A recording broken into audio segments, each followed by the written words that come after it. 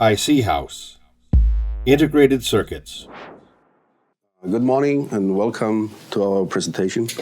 My name is Goran Pancha and I'm responsible for the optical reflective encoder ICs here at iC-Haus. And today I will talk about our new iC-PXL3212. Let's start with the agenda. I will talk briefly about incremental optical encoders, about transmissive and reflective in general. Then I will talk about the new iC-PXL3212, about the features, the performances, some applications, and of course some evaluation kits that are available for this sensor. And as another main topic, I would like to also spend a few minutes to talk about optical reflective discs, because they are a very important part of such a reflective system. And at the end, we will have a Q&A session to discuss maybe your questions that you have about the sensor and the product. So briefly, there are two types of optical encoders on the market that you find. You can see it here in these kind of split screen. On the left side, you have what we call the transmissive encoder, and on the right side, you see a stack up of a reflective system. Basically, both encoder types consist of the detector, emitter, and the code disk. On the left side, you see the transmissive works the way that the detector and the emitter are on the opposite side. And by moving shadows of the code disk, which rotates, these shadows generate a certain encoder output. And on the right side, you see the reflective one, which is rather compact because the LED is embedded on the same side in the package. In this case, with the iC-PXL, it's in the package included, and therefore a very compact and flat encoder designs are possible. So, as you can see it here, we have a very compact small, it's a 3x3 ODFN package where the LED and the photodiodes are side by side on the same side.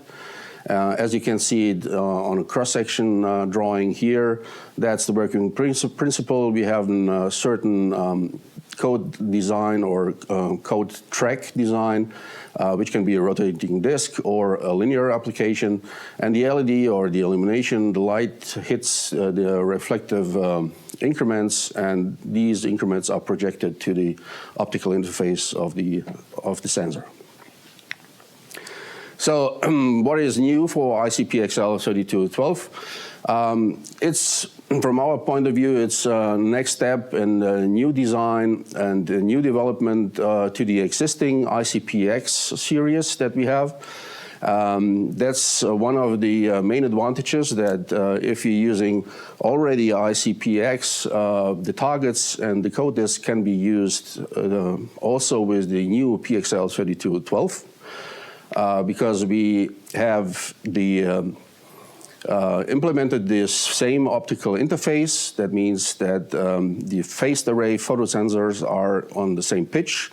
In this case, we have a 152 lines per inch optical design. But what's new are the amplification technology, the on-chip interpolation, and the well-known blue LED from our blue series optical reflective ICs. iC-PXL offers and provides a two-channel digital output, and in this case, also as a new feature, it's possible to switch to the sine-cosine analog outputs by a three-state pin, so that you can now choose between the digital TTL output AB or analog 1 volt amplitude sine-cosine. So let's take a closer look into the internal IPs and features. So starting with the block diagram on the front is as I mentioned, the optical interface, which consists of a certain amount of photodiodes. These photodiodes are illuminated by a blue LED. This LED is controlled by a so-called LED power control, so that the iC-PXL cares for stable and constant signals. The photocurrent, which generated here by the reflection onto the photodiodes, are now amplification on a low noise signal core, and these signals are then fed into a sine digital conversion, which offers you 16-fold and 64-fold interpolation factors. And as I mentioned before, we have a pin selectable modes. That means with a single pin, you can choose between these three, two analogs and one analog mode, output mode. The differential AB outputs can be driven by up to 3.6 megahertz. For sine cosine, the maximum interface on the front side and therefore also at the output side is 240 kilohertz. And we have here a 5-volt operating integrated circuits. These integrated sensor and LED comes in, as I mentioned, ODFN 3x3 and 0.9 millimeter thick package, which is qualified by, for operating temperature from -40 to 125 degrees. So when we talk about the interpolation factors, as I mentioned before, by switching the cell pin to a certain voltage level, you can choose different interpolation modes. Standard configuration is that, for example, if you use a resistor divider and put the cell pin or open or in between the supply voltage, you get the 60-fold interpolation, which gives you the AB output 16 times of the native resolution that you have on the code disk. If you put the cell pin to the supply voltage, you will get the highest interpolation rate of 64-fold. And if you connect the cell pin to ground, you will get the analog output out of the iC-PXL. Let's talk about the assembly tolerances. We have here a rather huge tolerances when it comes to mounting assembly issues. That means in the real world, there's always a certain shift or tolerance of the position of the sensor versus the disk due to some soldering processes or mounting processes. And with 0.5 in X and Y direction and tilt, which is we allow the tilt of 2 degrees, you are almost free of any special alignment regarding the assembly of the sensor versus the disk. The air gap is also, from our point of view, rather huge, so we can change between 1 and 3 millimeter.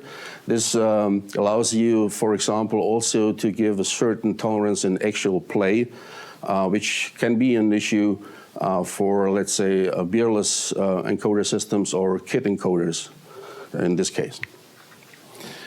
So what's also very interesting is that the sensor can be used for different code disk designs or code diameters up to linear.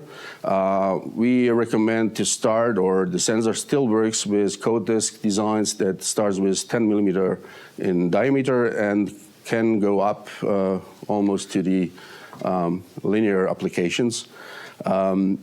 The optical pitch that we here have is 152 lines per inch, and therefore we can support you to make a design or design proposal for your needs regarding your inner or outer diameter in your application. So let's take a closer look also to when we compare the existing iC-PX series with the same optical interface with the iC-PXL3212.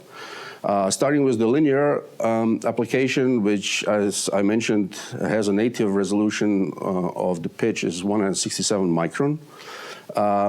You are now able, with the PXL3212, to output the analog output, which was not possible before with the PX3212.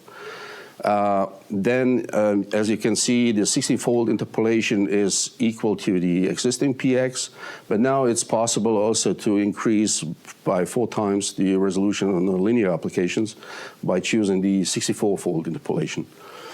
And the same principle we have for the rotary encoder disk, starting with the native code disk of 512 CPR.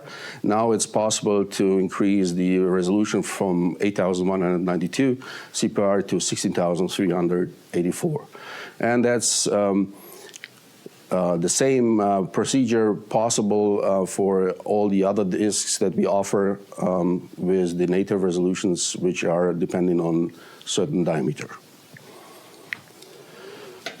So what we have for, let's say, first sampling and testing, so that it's not needed to have your customized disk or special code disk, is that we have a glass scale of 30 millimeter available on stock, which can be used for first testings. And we have the 32, 36, and 30 millimeter discs as polyester versions. Later, I will talk about some more information about different types of code discs and materials. So, one of the unique features that we also have implemented into iC-PXL is that we now have what we call the OTP flex count, which allows you to reprogram, or allows us to reprogram the chip on a wafer level to different interpolation factors. As I mentioned before, the standard configuration of iC-PXL is that it comes with a 16-fold and 64-fold interpolation, but maybe there are some applications and tasks where the line count on the code disk and the interpolation factor on the chip doesn't match to your needs. We can also apply a certain pre-programming on our fabrication so that we can change these interpolation factors instead of 16-fold and 64 to any combination of these interpolation factors on the right side. So we can, for example, combine if your application needs a certain four-fold interpolation and an 8-fold interpolation as pre-programmed on the chip. To be on this point very open and honest, of course, this means when we talk about wafer fabrication, we need a certain volume of ICs because we have to do this on a wafer level. And therefore, we have to talk about volumes and customized products in this case. But it opens a certain freedom of choosing different resolutions with the iC-PXL3212. Yeah, when it comes to applications, these are some of typical applications that we see for our incremental optical encoders as a 2-channel version. We see some applications in the field of LiDAR in such manner that we are talking about rotating mirrors, which speed or position is very important for the laser system. We see classic encoders from housed encoders to kit encoders.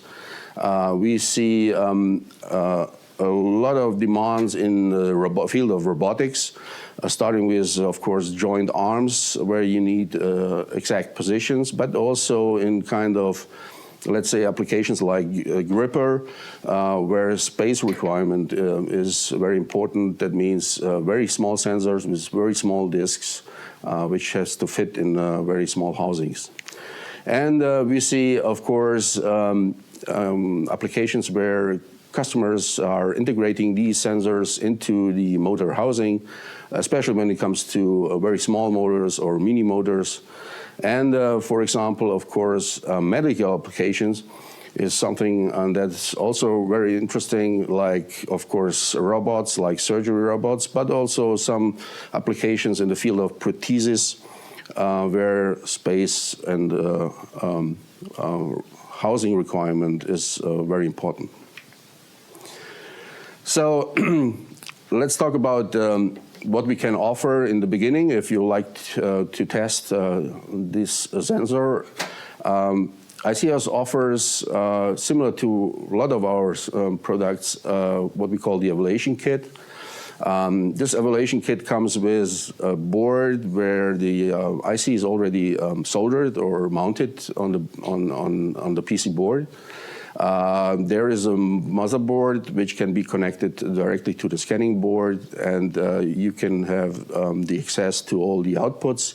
And there is a possibility to switch, for example, the different modes in your lab to see and find out if the signal quality is on the level that you expect. By the way, I would like to also mention some other tools that we have and offer for such encoder products. For example, we have these kind of driving stages or motors which are very easy to handle and to access with our scanner boards, which you can use to mount a code disk, put your scanner board on there, and, for example, also use the synthesizer. This is a, I would say, encoder optimized oscilloscope with some additional extended features, so that you can feed the signals that you get out from the sensors. And there is a certain software tool where you, beside the analog oscilloscope, classic oscilloscope functions, have the access to some more information, like analyzing frequency dependence of the signals, or, for example, see how good is the matching of phase, offset, and amplification of your sine and cosine that you see on the screen. So this brings me to our live demonstration, because I will show you some parts of these evaluation kits here. And let's start with the scanner board. As you can see, here we have the evaluation board PXL1M. Maybe you can see the blue, shining blue LED, which hits the rotating code disk. This is the standard code disk that comes together with the evaluation kit. And this evaluation kit is now connected here over the cable to our motherboard. This motherboard, as I mentioned before, gives you the access to the outputs, and has also the switch, which enables the different output modes. In this setup, you also see the X and Y manipulator to test a certain mechanical freedom. And on the screen here, we will show you, or you can see it already, the live AB output of the sensor that we have here on the stage. Currently, we have the 60-fold interpolation. I will switch over to the 64-fold to see that you can access immediately the 4 times higher resolution. And if I switch to the analog outputs, I will change the speed a little bit. And now you can see that we have access to the analog output of the iC-PXL3212.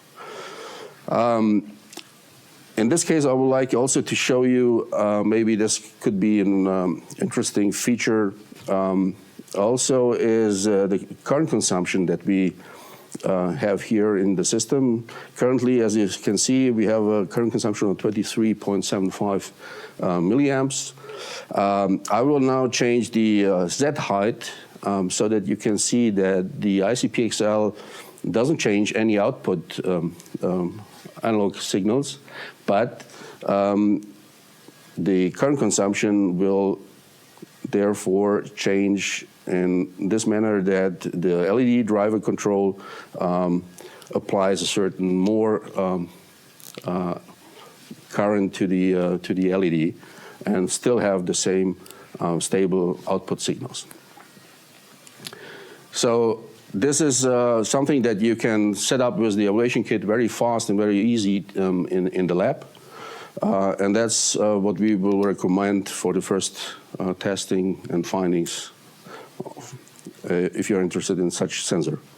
So this brings me to the point that we talk about the encoder disks and scales.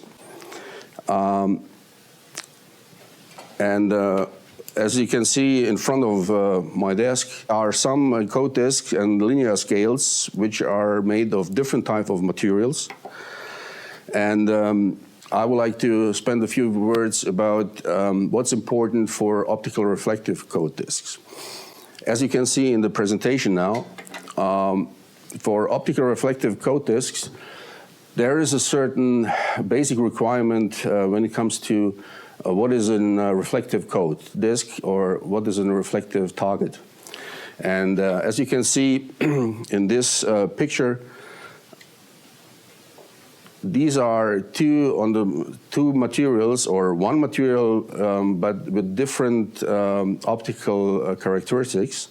And therefore, as you can see, this coin is clearly imaged on the surface of this metal sheet. On the right side, there is a certain image, but definitely not a mirror-like image. And that's something that's very important when it comes to different targets, different materials, and different code disks. As a basic requirement, I have summarized these requirements here, is that we call it, we need for our sensors, optical reflective sensors, we need a regular reflection and not a diffuse reflection for the increments. Because as you know, even white paper has a certain reflection grade, but we need a certain clear projection of the increments from the code disks, especially for the wavelengths between 450 to 500 nanometers, because we are using here a blue LED with 460 nanometer peak wavelengths. And the minimum reflectivity should be 60%, and the non-reflective part of the code disk should be less than 10%. So I have picked out 6 different material types or base types, I would say, which are available on the market. We are here separating or discussing a glass type code disk, polycarbonate, polyester, or film disks. Then I have mentioned also here in the slides metal, nickel etched code disks. Then we have some metal stainless steel, which are applied or with engraving processing, and aluminum discs, which have a certain, what we call a black mask structure on top of this reflective surface. So I would like to talk about some features. Of course, there are some more characteristics, but I have picked out, from my point of view, the most important one is temperature, stability, resolution, reflectivity. Then the thermal expansion is an issue for your mechanical design. Handling, mounting is very important, of course, in the production process. Thickness of the material can be an issue, and at least, of course, cost indications. So when we talk about the temperature stability, you can say that more or less, of course, glass And the metal-based encoded discs can even have more than this minus 40 to 120 degrees. But you see that especially film and polycarbonate can be an issue if you like to have extremely high or operating environment for your encoder. When we talk about the resolution, we see that resolutions in the range of 20 micron pitch, I would say in this case, this is expressed here as a lines per inch. For film discs and etched metal discs, there can be a certain issue. Because especially for polyester, we have a stack up of a different layer of materials which are limited a little bit regarding the resolution or very precise resolution. Even the process of these three types of coat disc are photolithographic processes. For etched metal nickel, there is an issue, of course, because the etching process or the resolution depends highly on the thickness of the base material.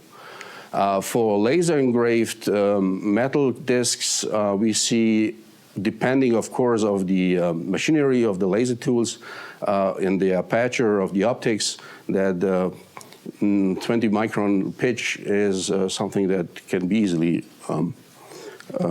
reached. Yeah, what about the reflectivity and the material? Typically, glass coat discs are using chrome sputtered metal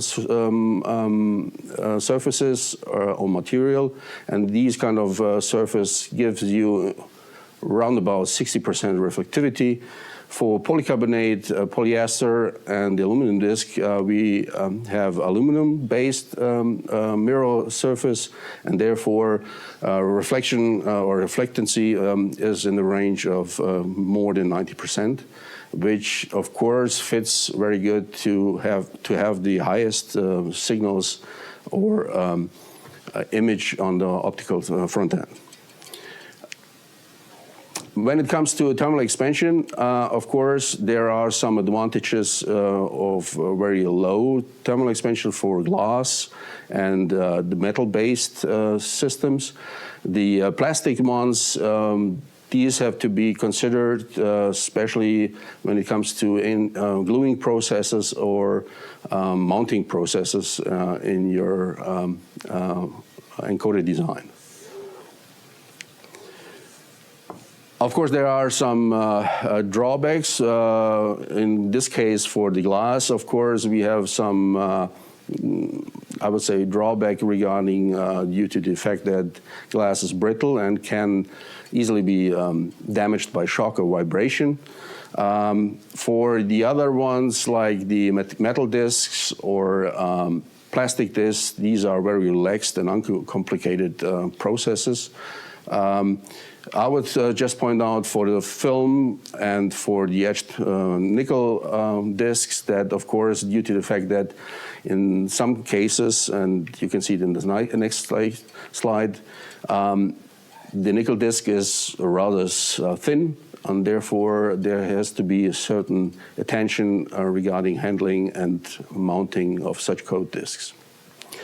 When it comes to costs, even the most of these processes like glass, polycarbonate, polyester, but also for aluminum disc is a photolithographic process, and therefore the process costs are more or less on the same level. The biggest driver for higher costs is, of course, some cutting processes, and of course cutting glass is definitely the one that drives the cost for glass coat discs, especially when it comes to bigger diameter, like for application like hollow shaft and things like that.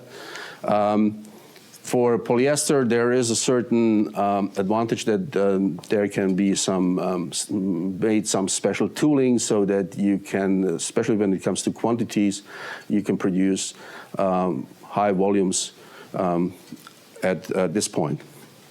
So this is just a briefly comparison for different materials and types.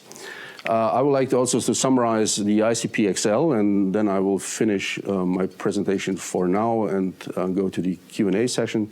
I would like to summarize, we have with PXL, we have the possibility now to go from 10 millimeter code disk to linear. We have now increased the interpolation to 64-fold instead of limiting to 16. We have now also sine and cosine analog outputs. We have the possibility to do a certain customized flex count on a wafer level in our production. And we have 125 degrees operating temperature qualified. And the kits are available from stock for the iC-PXL3212. So far, thank you listening to my presentation, and I will take over to Henrik. So thank you, Goran. Very interesting presentation, and obviously we have got a few questions from the listeners. So I will start with the first question here, Goran. Is it possible to select different resolutions for the sine cosine output? No, in this case, sine cosine is dependent on the hardware of the pitch of the photodiodes on the chip, and therefore there is only the 152 lines per inch as a native resolution possible. Okay, got it. Thank you. The next question is, are there special requirements on the discs or linear scale design? No, if you have a certain request for a diameter or size, we can support you. We can make some recommendations and even some drawings if needed. As I mentioned, the native resolution and the design of the code disk is straightforward. Perfect. Thank you. Next question is, would an absolute position measurement be possible? As I mentioned before, it's an AB incremental 2-channel, so it's not an absolute in encoder IC. So it's limited to the amount of increments, and therefore no absolute position is available. Got it. Thank you. What will happen to sine cosine signal outside the assembly tolerance? Depends how far you will increase. What we see is the PXL is rather flexible on this point. These mentioned 0.5 millimeter for radial displacement, for example, can easily increase to 0.8 and more. What you see is, of course, with bigger radius, there is a certain shift between sine and cosine because you are not in the native resolution of the photodiodes, but you still will get reliable and very good signals from even if you go outside the recommended tolerances. Okay, very good, thank you.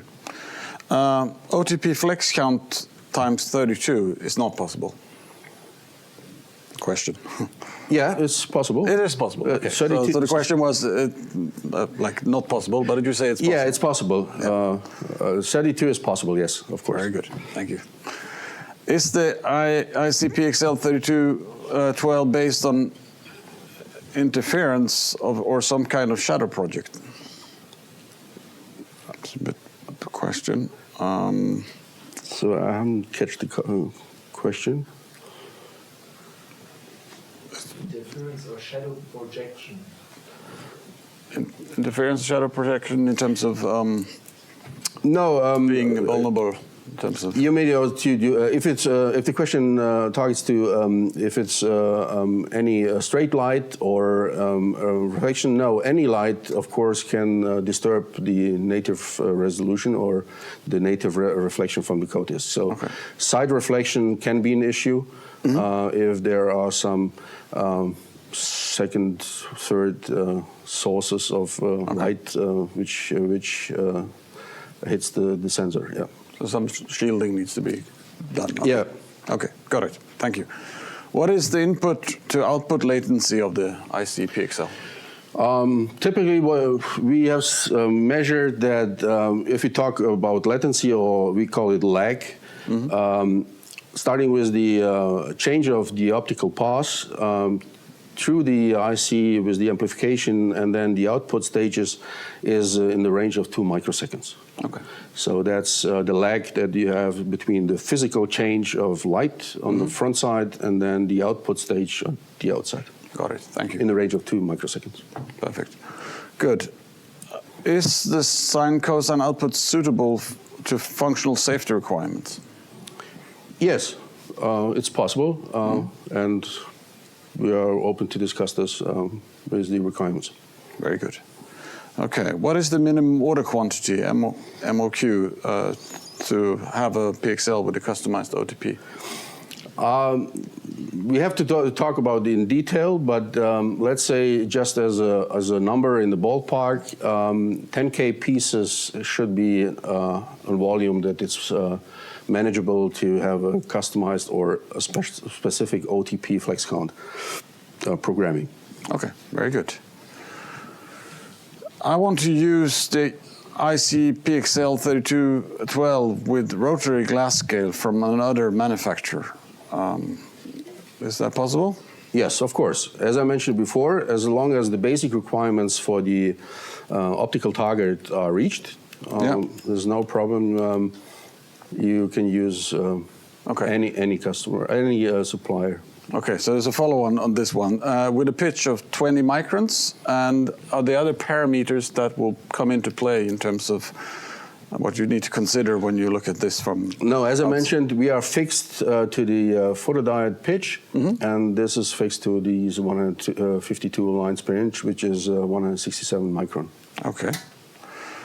And then there's another follow-up, second question to this first question. How much is the intra-fringe error, subdivision error of the PXL, and how is this measured?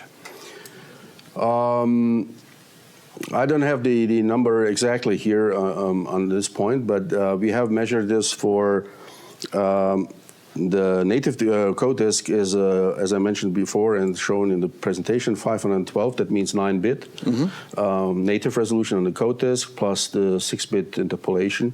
We have here a 15-bit system, and we have seen that we have, when it comes to accuracy, you can build by very precise mechanics 14-bit absolute encoders. Okay. Absolute accuracy encoders. Okay, there's multiple follow-up questions on this. I'll read through them for you. So, which factors affect the subdivisional error apart from the mechanical misalignments? Beside the mechanical? Yeah. No, the dominant errors are the mechanical ones. Okay. Just the amplification noise is not the main part of the accuracy. Most influence has, of course, mounting, unperfect code disks and things like that. Okay, good. How is the 90-degree phase shift between the two analog output signals, sine, cosine, is ensured and measured?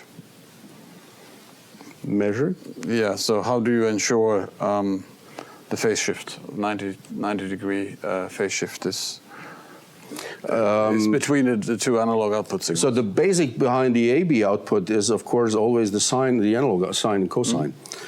So that's the native reflection to the analog complementary, if you like.